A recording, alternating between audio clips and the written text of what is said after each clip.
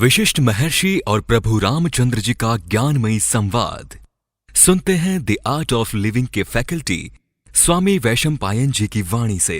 अगर आपने अभी तक इस चैनल को सब्सक्राइब नहीं किया है तो इसे जरूर सब्सक्राइब करें और सब्सक्राइब करने के बाद बेल आइकन को भी जरूर दबाएं। जय गुरुदेव। योग वशिष्ठ के अगले एपिसोड में आप सबका बहुत बहुत स्वागत है।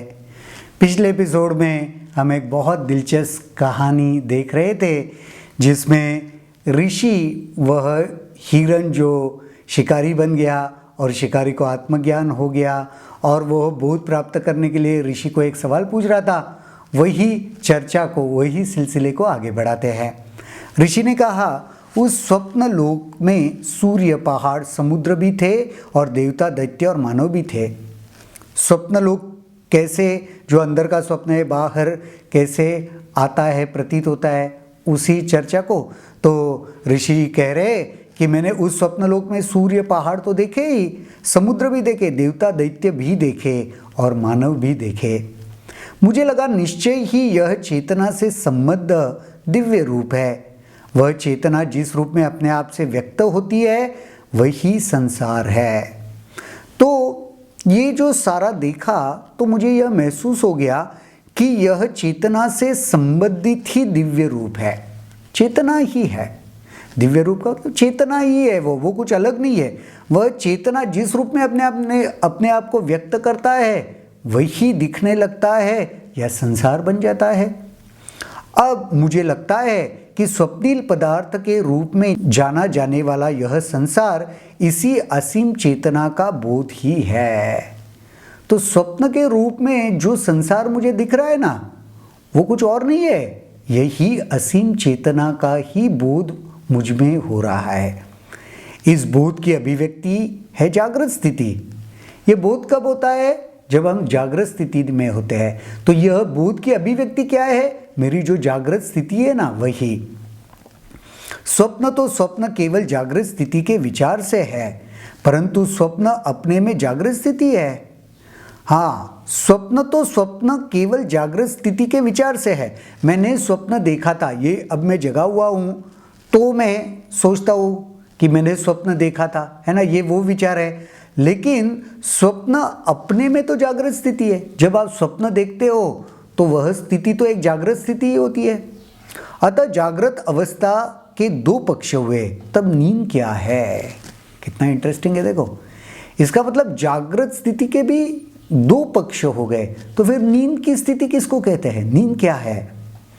मैं शांति में रहूं, यह जब धारणा मन पर छा जाती है तब नींद है। मैं शांति में रहूं, ये धारणा जब हमारे ऊपर हावी हो जाती है तब उसे नींद कह सकते हैं। यह जागृत अवस्था में भी उत्पन्न हो सकती है। चौथी अर्थात तुरीय अवस्था की प्रकाश है, इसमें दृश्य संसार नहीं रहता। वाह, नींद क्या है? ये सही में सोचने जैसी बात हो गई अब तो, क्योंकि स्वप्न में भी आप जागृत हो, तुरिया में भी जागृत हो, जागृत में भी जागृत हो, तो नींद क्या है? जब भी मैं विश्राम में, शांति में हूं, ये धारणा, विश्राम में हूं, शांति में हूं, ये धारणा जब हावी हो जाती है तब नींद है। और वह नींद हर समय, हर बार हो सकती है। जागृति में भी हो सकती है, स्वप्न में भी हो सकती है, तुरिया में भी हो सकती है। इसमें दृश्य संसार नहीं रहता। तो इन स्थिति में जब भी दृश्य संसार रहता है ना, तो तुम शांति हो, वो नींद की स्थिति नहीं है। इतना समझ लो। मैंने उस प्राणी की ऊर्जा को त्याग कर उसकी चेतना में प्रवेश किया। आरंभ में दोहरी जागृति थी, दोनों ज्ञान शक्तियां समान थी, एक दूसरे में घुली मिली थी, दूध और जल की तरह मिश्रित थी। मैंने उस प्राणी के ऊर्जा को त्याग कर उसकी चेतना में प्रवेश किया। जब मैं चेतना में प्रवेश किया तो आरंभ में दोहरी जागृति थी, दोनों प्रकार की जागृति थी, दोनों ज्ञान शक्तियां समान थी, एक दूसरे में मिली हुई थी। दूध और जल जैसे मिश्रण हो जाता है उसी प्रकार मिली हुई थी। तब मैंने उस प्राणी की चेतना को अपने अंदर आत्मसात किया। अब मैं संसार को वैसे ही देख रहा था जैसे कि उसे दिखाई पड़ता था। अब मैंने उस प्राणी की चेतना को अपने अंदर आत्मसात कर लिया। अब एक ही हो गया। अब वह प्राणी को जो दिखाई देता था वही मुझको भी दिखाई देता था। कुछ समय बाद वह सो गया। उसने अपने मन की रश्मियों को एकत्र किया, जिस प्रकार कछुए अपने अंग को अंदर खींच लेता है, उसी प्रकार इंद्रियों अपने व्यापारों के साथ हृदय में खिंची आई। कितना सुंदर है। नींद कैसे लगती है उसका क्या सुंदर एक्सप्लेनेशन दिया है। जैसे कछुए अपने अंग को अपने भीतर खींच लेता है, उसी प्रकार सारे इंद्रियों को, इंद्रिया बहिर्गामी होती है, बाहर की ओर भागती है, उन सारी इंद्रियों को मैंने अपने भीतर खींच लिया। उस प्राणी ने अपने भीतर खींच लिया तो वह स्थिति की ओर आगे बढ़े हम, नींद की स्थिति की ओर। अब इंद्रिया मृत जैसे थी, मैं उनके अंदर था और मैंने उसके मन का पीछा किया और उसके हृदय में प्रविष्ट हो गया। मैं तो उसके अंदर ही था। इंद्रिया अंदर आ गई तो फिर कोई अस्तित्व नहीं रहा, मृत जैसी स्थिति हो जाती है। हम जब सोते हैं तो थोड़ा सा मृत ही हो जाते हैं, नहीं लगता? तो उसके अंदर सभी मार्ग, थकावट, खाद्य पदार्थों, पेय पदार्थों आदि से भरे तथा सघन थे। प्राणवायु उसके नथनों से धीरे धीरे आ जा रही थी।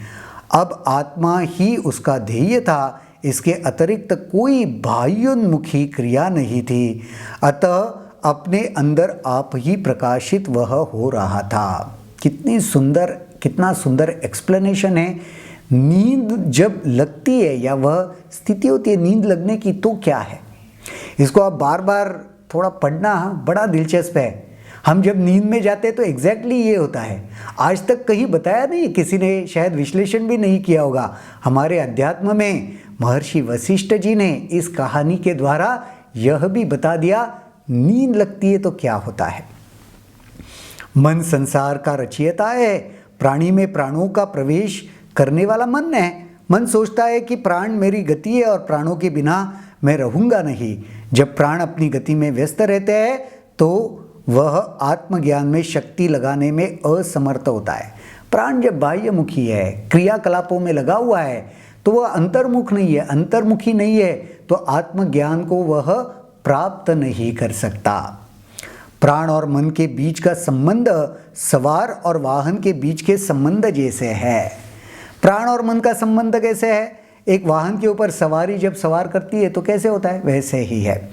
जब मन और प्राणों के व्यापार में समरसता रहती है तो व्यक्ति अनेक प्रकार के कार्यों में व्यस्त रहता है।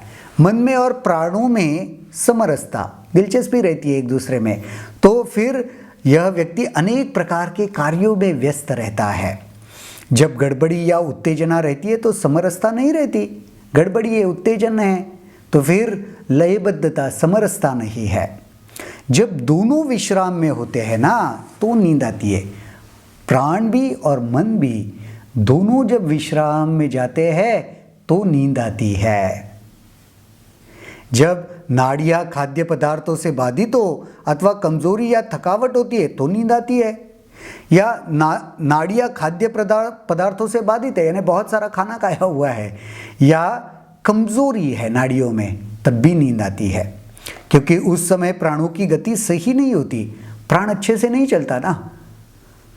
जिस व्यक्ति के हृदय में मैं था, रात पड़ते ही वो सो जाता, मैं भी सो जाता। किया हुआ भोजन उस प्रकार पच जाता था और नाड़ियाँ स्वच्छ होती थी, तब प्राण शक्ति प्रवाहित होने लगती थी और नींद कमज़ोर पड़ने लगती थी। भोजन पच जाता था, थकावट चली जाती थी, तो फिर नाड़ियाँ फिर से सचेत होती थी, प्राण शक्ति का आवागमन उसमें होने लगता था, तो फिर नींद खुल जाती थी। तब मैं संसार, उसका सूर्य आदि देखता था।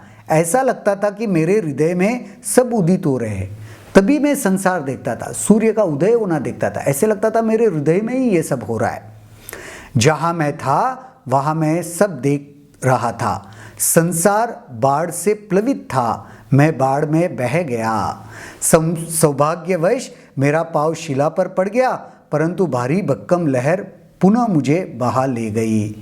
मैं जहाँ था सब देख रहा था, वह संसार बाढ़ से प्लवित था, यानी बाढ़ आ गई वहाँ पे, और मैं भी उस बाढ़ में बह गया। लकीली मेरे पैर के नीचे एक भारी शिला आ गई, लेकिन तभी एक पुनः भरभक्कम लहर आई और मुझ में बहा ले गई। कितना इंटरेस्टिंग। यह जो ख्वाब मैं देखता हूँ वो बाहर संसार में कैसे आता है या कैसे महसूस होता है, मैं सही वही ख्वाब की चीज़ों को इसका विश्लेषण दे रहे हैं ऋषि। और फिर उस विश्लेषण देते समय ये भी बता रहे कि नींद कैसे आती है। आज का ये पूरा एपिसोड बहुत ही दिलचस्प है, आपको भी ज़रूर दिलचस्प लगा होगा। इसके ऊपर थोड़ा मंथन करना, चिंतन करना, मंथन करना, और इससे आपको और क्या अनुभव में आता है उसको कमेंट सेक्शन में ज़रूर लिखना। आज के लिए यहीं पर रुकते हैं, अगले एपिसोड में देखते हैं और क्या होता है। तब तक के लिए जय गुरुदेव। अगर आपके इस वीडियो को लेकर कुछ सवाल हैं तो कमेंट सेक्शन में जरूर लिखें, जिसके ऊपर हम आने वाले वीडियोस में चर्चा करेंगे।